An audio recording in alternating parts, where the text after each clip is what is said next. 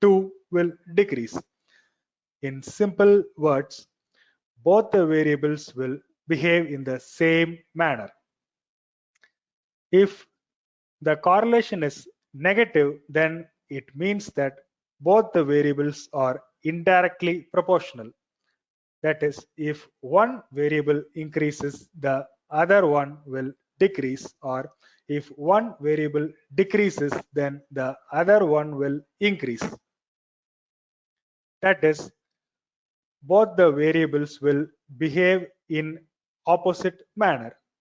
Here, since all values are positive, it implies that all variables behave in the same manner when changed. For example, age and BMI have a positive correlation. We can see that first row, second column, age and BMI is plus 0.109, which means that if age increases, BMI will also increase. Age and expenses, BMI and expenses, and children and expenses are also positively correlated. That is, the relationship between each independent variable and the dependent variable is positive. If age increases, expenses will increase. If BMI increases, expenses will increase. If the number of children increases, then expenses will increase, which is quite logical, right? In general, old people in our homes frequently fall sick and their medical expenses go up. If a person is very obese or very thin, then he or she falls ill quite often. Also, if the number of children in a house are more, then the medical expenses will obviously go up.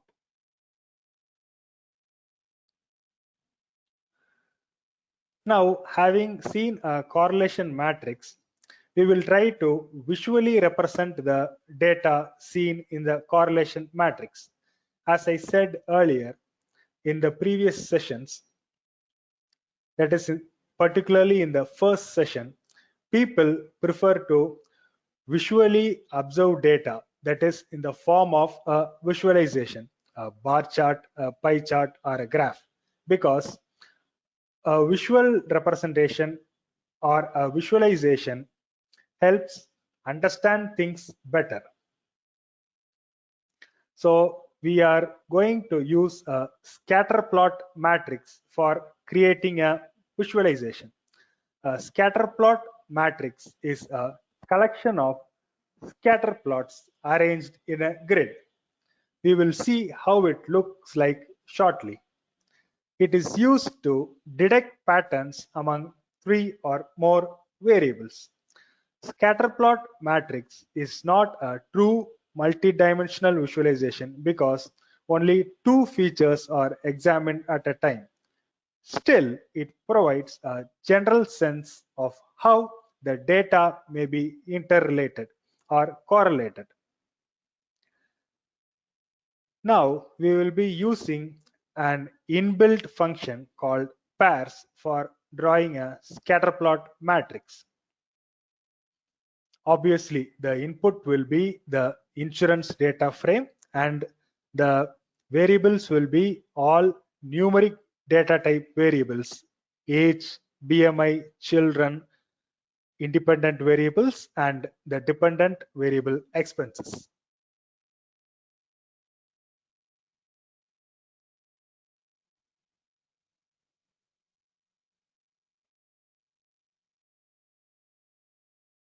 If you see on the right side of the screen, you can see a scatter plot matrix. That is a collection of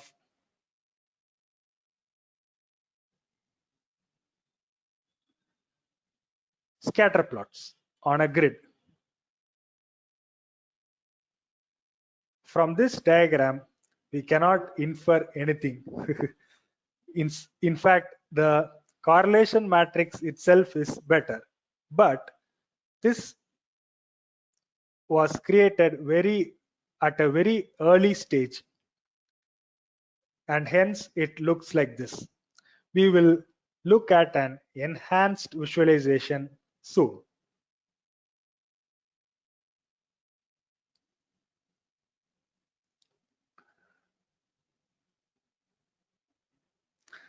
Though this visualization doesn't look very good, still there are a few trends that we can see in it.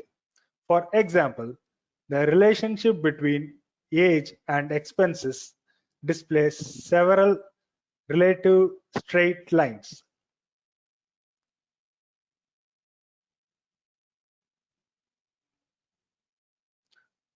So if you can see the first row, fourth column, you can see relatively straight lines. Similarly, for BMI and expenses, we have two distinct groups of points. BMI versus expenses, that is second row, fourth column.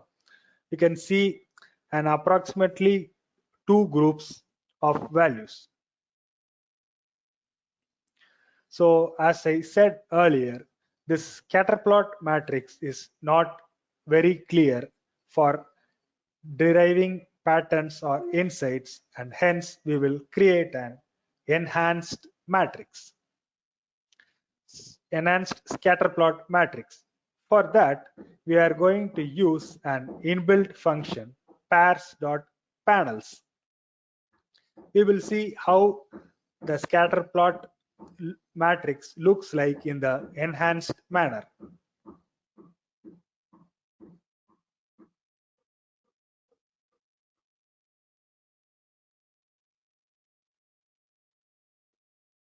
For using pairs.panels inbuilt function, you need to include a library psych. Of course, I will share this program to Saktivel sir and he will share it to you. While first opening this program, you will be getting a pop-up asking you whether certain packages need to be installed. If you click on install, those packages will get installed. So Psych is part of one such package. You see on the right side of the screen, this visual is definitely better than the previous visual. You can see histograms for each one of the variables under study along the diagonal with value 1. You can see age being an approximate normal distribution, BMI being a perfectly normal distribution. Of course, we tried studying them earlier.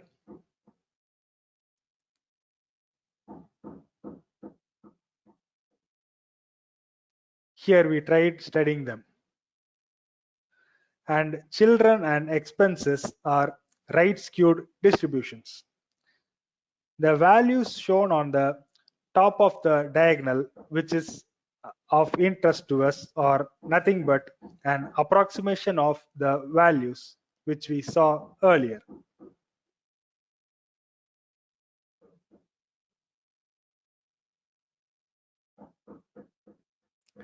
If you see the correlation matrix, for expenses we have 0.299.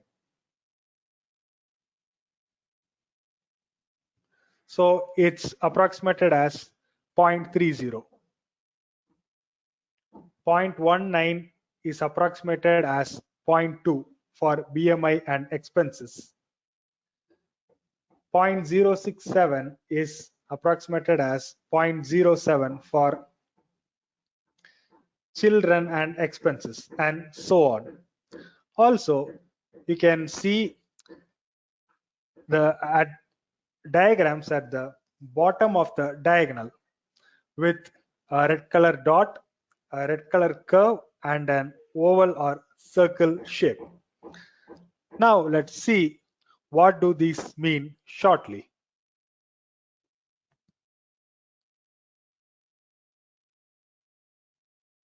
The oval shaped object on each scatter plot is called as a correlation ellipse. So you can see the third row, first column, oval shape. If you see the third row, second column, you can see a round shape, that is a circle, and you can see three more ovals in the fourth row, first, second, and third columns. So these are known as correlation ellipses. So what is the significance of a correlation ellipse? It tells us whether a correlation is strong or weak. Generally, if a correlation ellipse is more elliptical or oval, then it means that the correlation between those variables is strong. If the correlation ellipse is circular in nature, then it means that the correlation between the variables is weak. That is more oval shaped, more flat, and hence strongly correlated. Less oval shaped or circle shaped, less flat, and hence weakly correlated. The dot at the center of the ellipse indicates the mean or average value of the variables involved. So we are talking about this red color dot inside the correlation ellipse. Then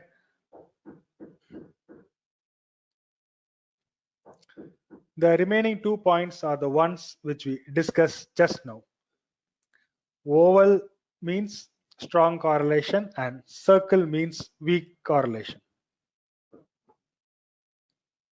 So for a third row, second column, that is BMI and children, the value is 0.01, which is quite obvious that the correlation is very weak. In fact, it's the least among the values on the screen. 0.11, 0.30, 0.20, 0.07, 0.04, and 0.01 is the least.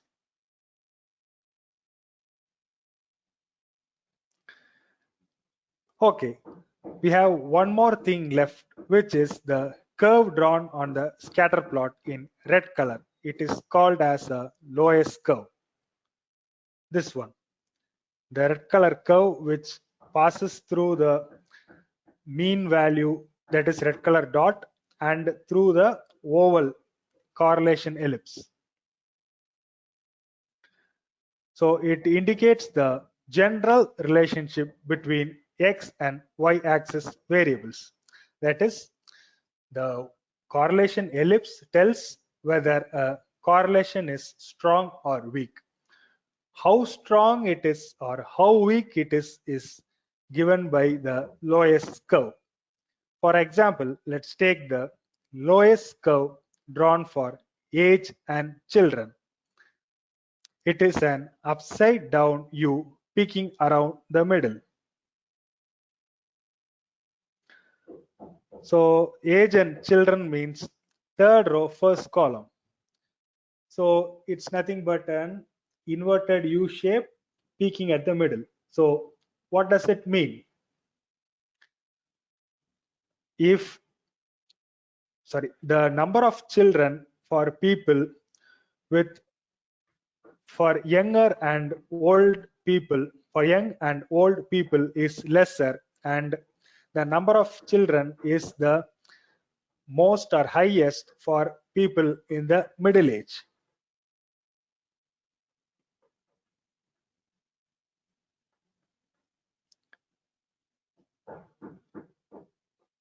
So we have seen 2 steps so far. What are they? Data for study and then exploring and preparing the data.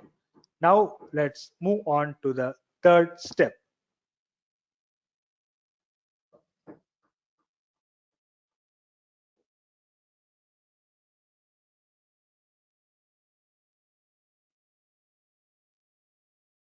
The third step is training LR model on the data. LR is nothing but the short form of linear regression. So we have an inbuilt function called LM, which means linear model in RStudio. If you give the necessary inputs, that is the dependent and independent variables followed by the variable containing the data to be analyzed, then a linear model will be, that is a linear regression model will be built using these inputs. So here expenses is the dependent variable which needs to be predicted, and the independent variables involved are six, namely age, children, BMI, sex, smoker, and region.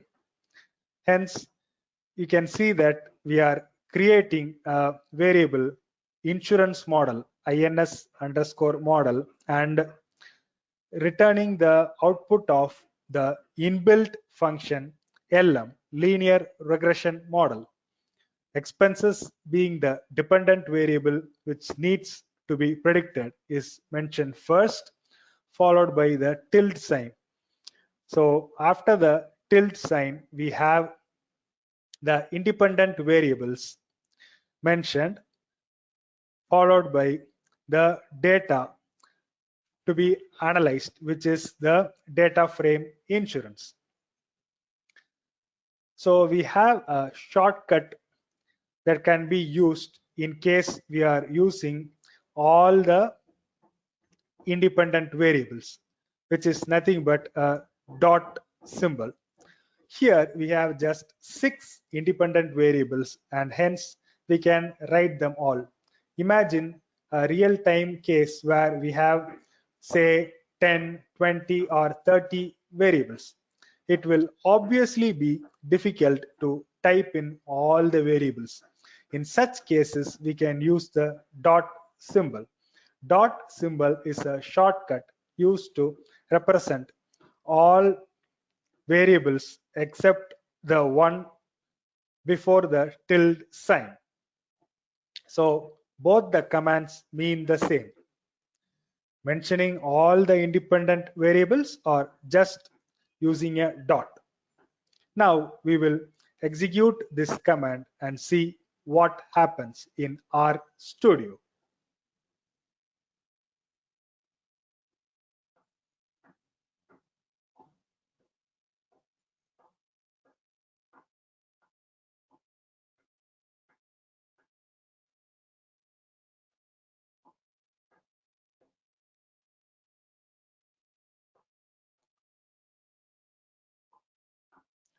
So on the right side, you can see a variable insurance model being created with description list of 13.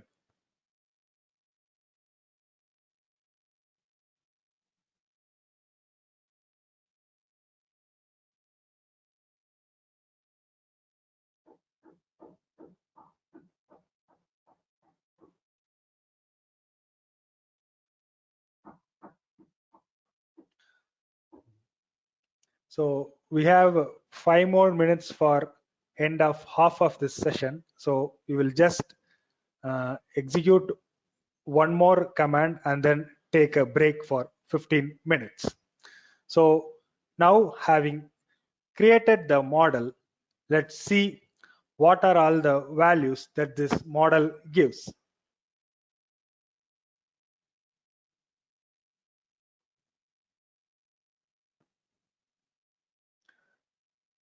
We can see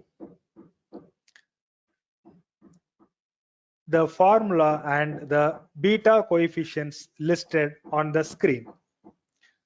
So we will see in detail what are the beta coefficients, what is its meaning, etc. For now, I will just tell you one thing.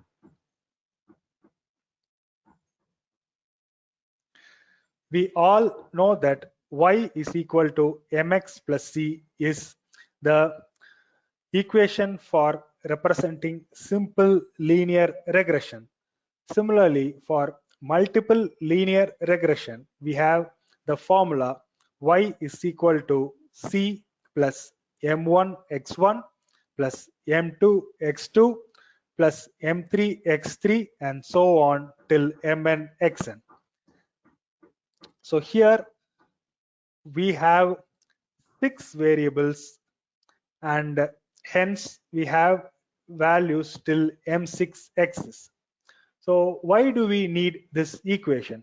So finally, when a new patient comes in, the values for x1, x2 till x6, that is, each one stands for a variable. X1 is for age, x2 is for children, x3 is for BMI. That is this Excel sheet. X1 is for age, x2 is for sex, x3 is for BMI, x4 is for children, x5 is for smoker, and x6 is for region. So each variable is represented by the X sign. Then what are M1, M2, M3, M4, M5, and M6? They are the beta coefficients. So the coefficients displayed on the screen are nothing but beta coefficients. What is C? It is nothing but the intercept value given or displayed on the screen. It is a constant. So we will take a break for 15 minutes, and after that we will see in detail what do the beta coefficients mean. Saktivel sir, we can take a break for 15 minutes. Yes, sir. Yes, sir. Thank you, sir.